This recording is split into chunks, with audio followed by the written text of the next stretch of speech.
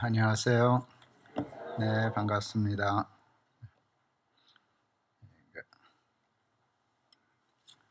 돌아야 되는데 안 돌아요. 그렇지. 고등학교 때 아주 친한 친구 하나가 캐나다 이민을 갔었습니다. 중학교부터 굉장히 친한 친구여서 그 친구와 이민 간 게 저한테는 굉장히 큰 충격이었습니다. 꽤 오랫동안 거의 매주 한 번도 빠짐없이 편지를 쓰다시피 했습니다. 아마 좀 과장이 될까 봐 걱정이 됐는데 한 수백 장 편지를 쓰지 않았을까 이렇게 싶습니다. 그때부터 편지 쓰는 일이 몸에 배기 시작했습니다. 누구나 다 연애할 때는 그렇지만 저도 아내와 연애할 때 꽤 많은 편지를 썼었습니다. 편지를 쓰는 일이 참 즐거웠습니다. 근데 어느 날 제가 아내에게 편지를 쓸 때 경건해진다는 걸 느끼기 시작했습니다. 저는 글씨를 잘 못 쓰는 편에 속합니다. 악필은 아닌데 아주 졸필입니다. 그래서 편지를 쓰는데 글씨가 도무지 마음에 들지 않았습니다. 그래서 글씨를 많이 연습했습니다. 한자 한자 아주 정성껏 그 대신 쓰기 시작했습니다. 그랬더니 편지를 쓰는 동안 글씨가 늘기 시작했습니다. 예쁘진 않아도 반듯반듯했습니다. 그래서 방위 생활하는 동안 글씨 잘 쓴다고 차출당했었습니다. 근데 잘 쓰는 글씨가 아니라 군대 글씨라고 네모를 반듯하고 그래서 읽기 쉽다고 교관들 그 노트 필사해 주는 일, 또 교관들 궤도 글씨 쓰는 일 참 많이 했었습니다. 편지를 쓸 때면 손부터 씻고 왔습니다. 손이 땀이 나서 끈적거리는 게 싫었습니다. 편지를 쓰다가 글씨 하나가 틀려도 다시 손 씻고 와서 정성껏 한자 한자 다시 편지를 쓰곤 했습니다. 편지에 마음을 담고 싶었고 혼을 담고 싶었습니다. 이유는 사랑했기 때문이었습니다. 사랑하는 사람에게 쓰는 편지는 그래야만 한다고 생각을 했습니다. 시 읽는 것을 좋아했었습니다. 시를 읽다 보면 그 시를 쓴 사람의 마음이 읽혀졌습니다. 물론 시 아니라 다른 글들도 다 마찬가지지만 시는 아주 짧은 글 속에 농축되어 있는 시인의 마음과 혼을 느낄 수 있어서 늘 감동적이었습니다. 그래서 저도 시를 쓰고 싶었습니다. 근데 그건 제게 쉽지 않았습니다. 시를 쓸 만한 삶이 부족해서 그런 것이라고 생각했습니다.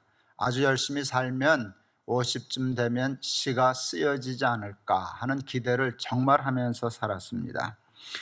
나이 50이 다 되었는데도 시가 쓰여지지 않았습니다. 근데 아직도 쓰여지지 않습니다.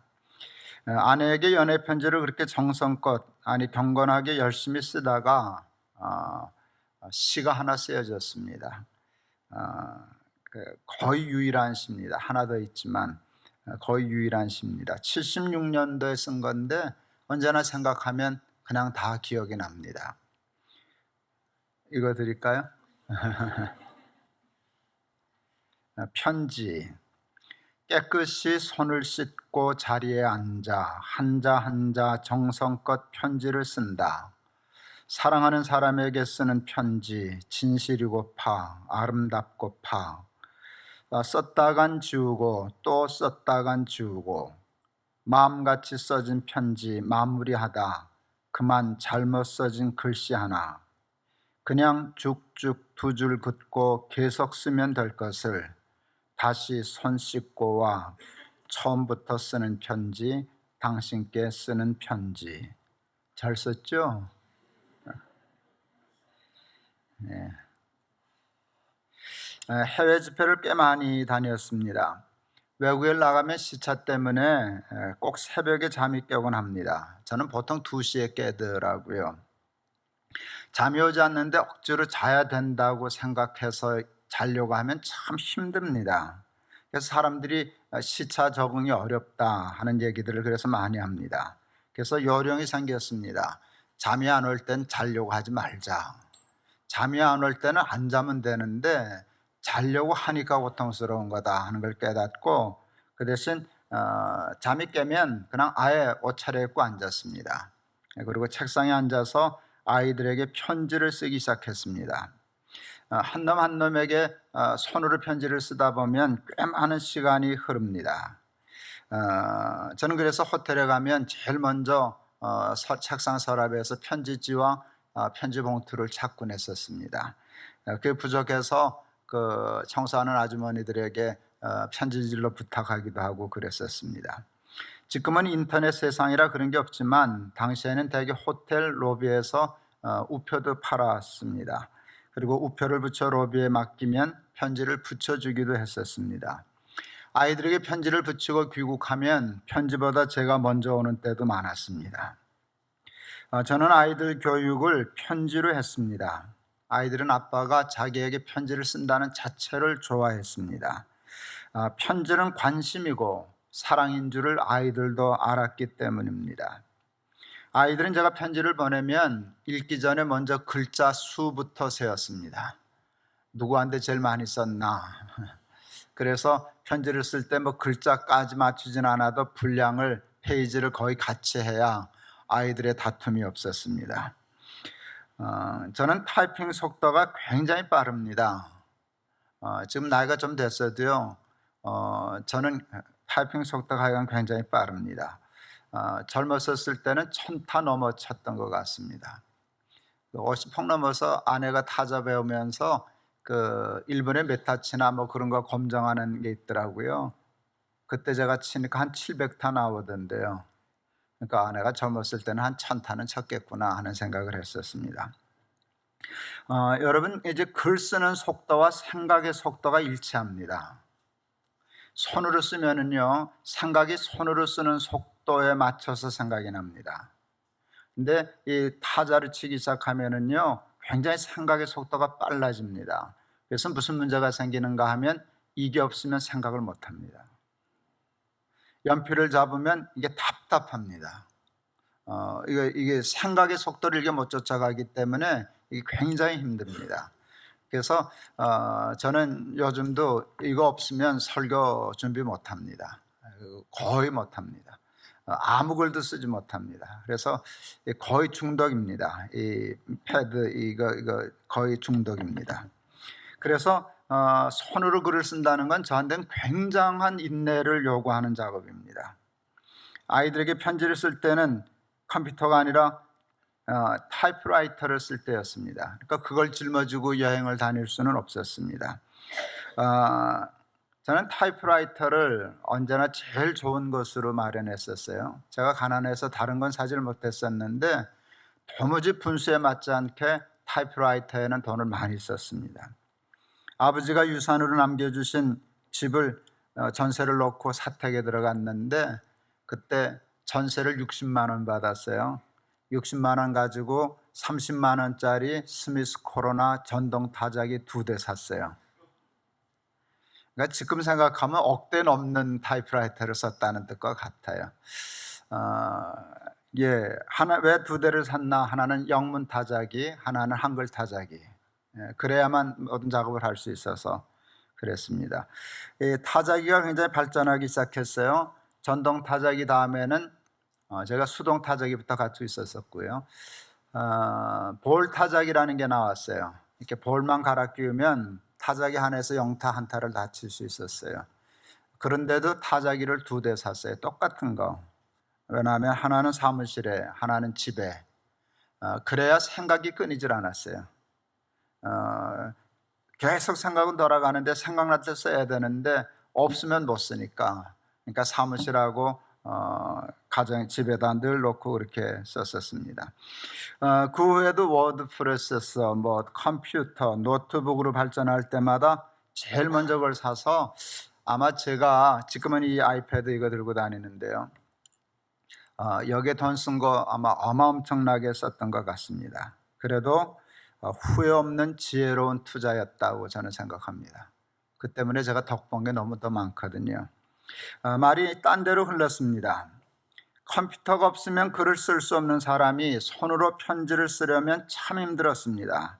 그래도 참고 책상에 앉아서 인내하며 한자 한자 아이들에게 편지를 써내려 가곤 했었습니다. 아내와 아내에게 연애 편지를 쓸 때와 똑같은 마음과 자세로 편지를 쓸 때마다 손을 씻고 책상에 반듯하게 앉아 한자 한자 정성껏 썼습니다. 글자 하나라도 틀리면 다시 손 씻고 와서 한자 한자 다시 처음부터 쓰곤 했었습니다. 아내가 아이들에게 보낸 편지를 모아두어 잘 보관했습니다. 요즘 둘째가 그것을 모아서 책 내겠다고 준비하고 있는데 좋은 책이 나오지 않을까 기대하고 있습니다. 글씨를 쓰는 사람들은 글씨를 보고 살았다, 죽었다 라고 얘기합니다. 그 마음을 알 것 같습니다. 글씨 하나에도 혼이 들어가 있는 게 있고요, 혼이 빠진 글씨가 있어요. 아무리 잘 쓴 것 같아도 혼이 빠진 글씨는 생명력이 없습니다. 그런 정성 없이 쉽게 쓰여진 글씨는 아무리 잘 쓴 것 같아 보여도 생명이 없습니다. 글씨 하나를 써도 그 글씨에 자신의 혼과 마음과 철학을 담는 사람들이 있습니다. 그래서 그 글씨를 보는 사람들에게 깊은 감동을 줍니다. 글씨도 그러한데 하물며 글이야 오죽 더 하겠습니까? 아내에게 그렇게 편지를 써서 아내의 마음을 얻었습니다. 왜요? 그 글이 내 마음이었으니까. 편지는 제 마음이고 제 생각이고 제 삶이었기 때문입니다. 글씨만 손 씻고 와 다시 쓰지 않고 삶도 그렇게 살고 싶었습니다.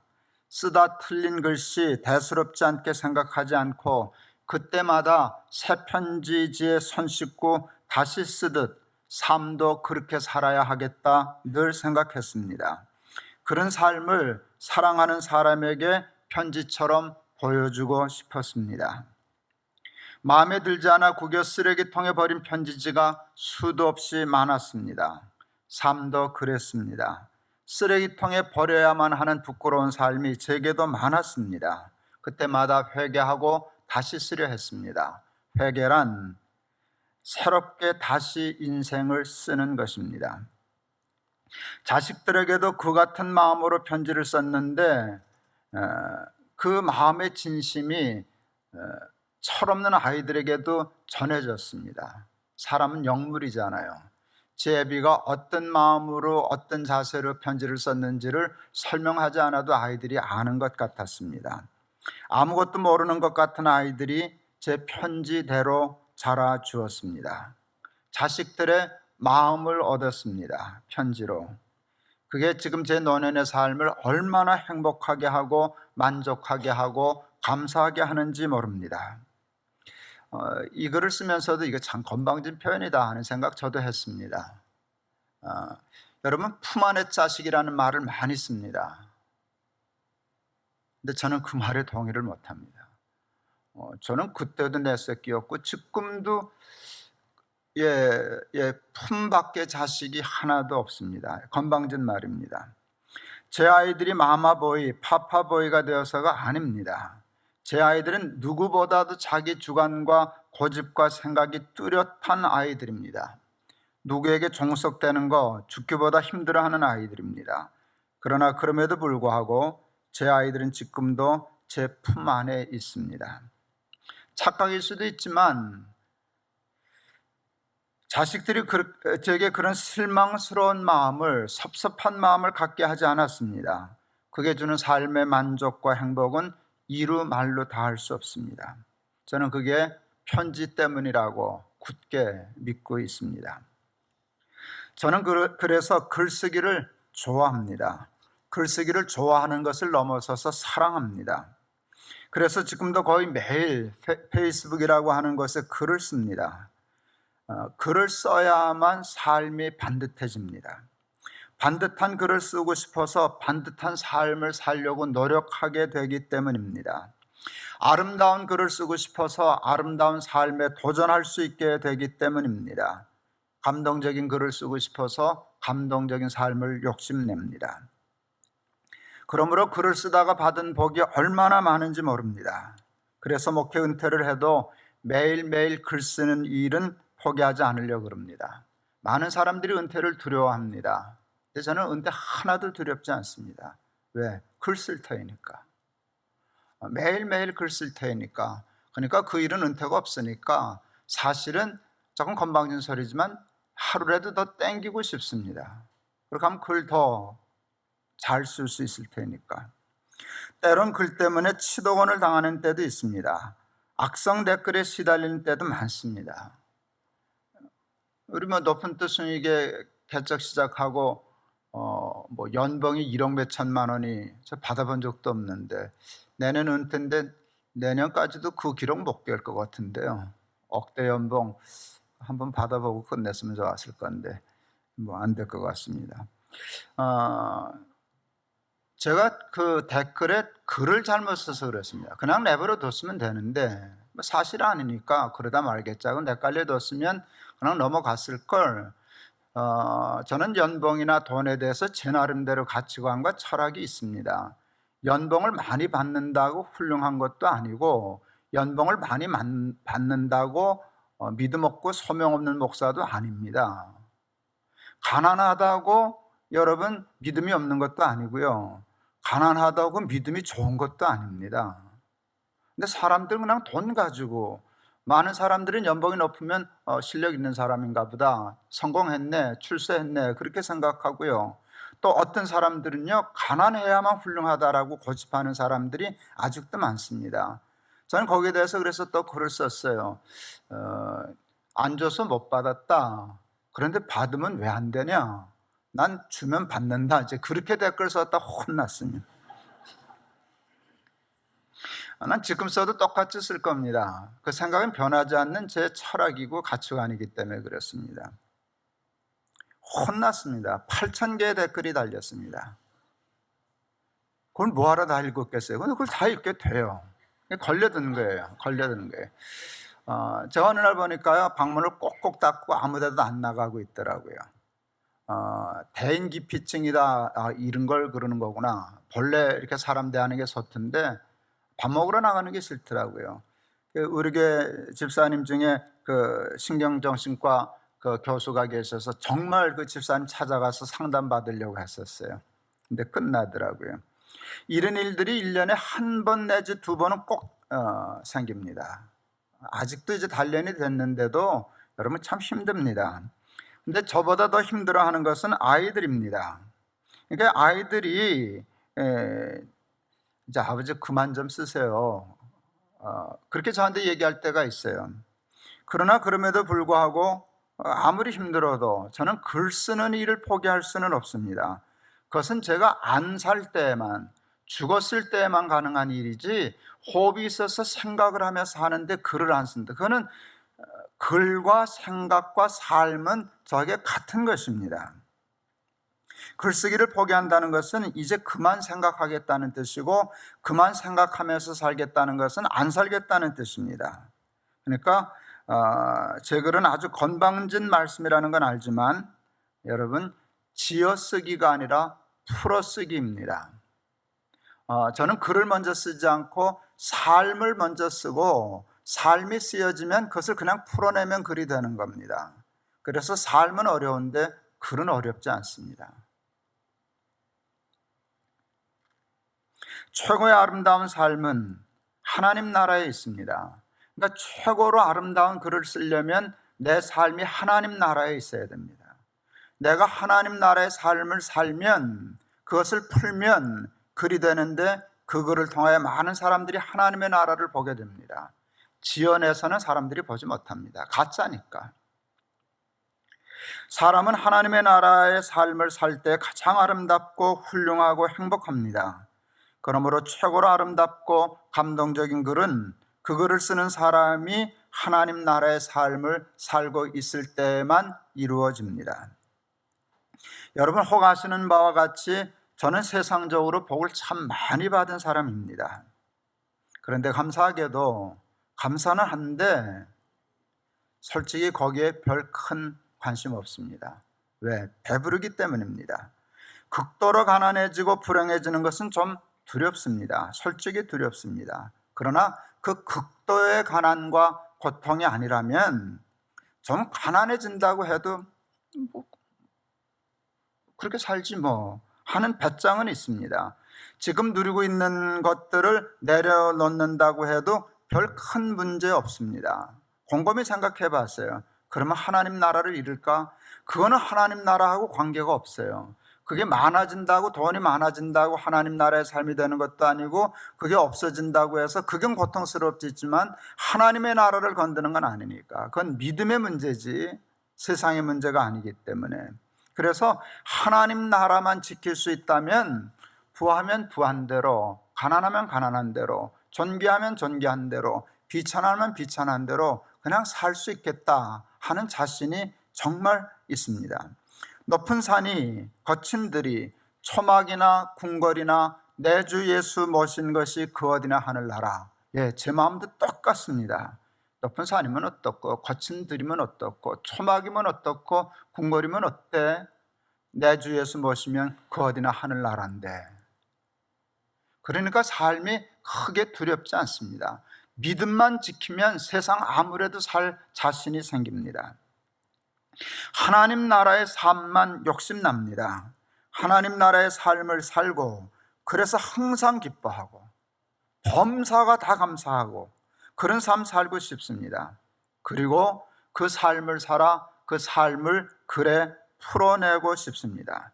그러면 그 글과 그 삶을 통하여 세상의 많은 사람들이 내가 살고 있는 하나님의 나라를 보게 될 것이기 때문입니다. 제 삶이 하나님께 쓰여지는 편지 같았으면 좋겠습니다. 아내에게 편지 쓸 때 그 마음처럼 새벽에 잠이 깨어 아무도 없는 외국 호텔 책상에서 아이들 생각하며 한자 한자 편지 쓰듯 그 마음으로 내 삶이 하나님께 쓰여지는 편지였으면 좋겠습니다. 마음에 들지 않는 삶은 즉시 구겨서 쓰레기통에 다 내버리고 다시 손 씻고 와서 한자 한자 정성껏 쓰는 편지 같은 삶 살았으면 좋겠습니다. 여러분, 그러면 조금씩이라도 부족한 저도 나아지지 않겠습니까?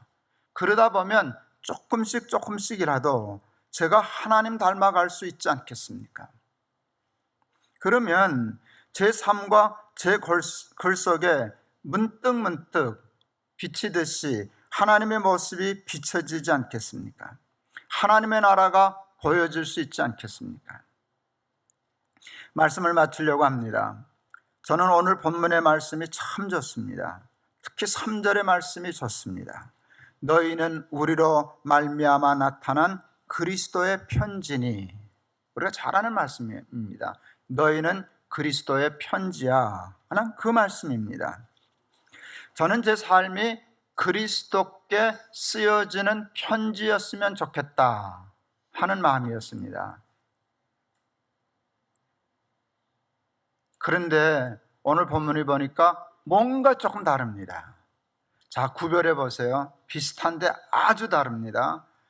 그리스도께 쓰는 편지와 그리스도의 편지. 아시겠어요? 제가 바란 거는요, 내 삶이 그리스도께 쓰여지는 편지였으면 좋겠다 하는 것이었어요. 근데 성경이 오늘 얘기하는 것은 그리스도의 편지라는 것이에요. 비슷해 보이는데요, 엄청난 차이가 있어요. 그러니까 설명하면 이런 거예요. 출발은 그리스도께 쓰여지는 편지로서의 삶을 사는 거예요. 그러면 자꾸 나도 모르게 그리스도를 닮아가요.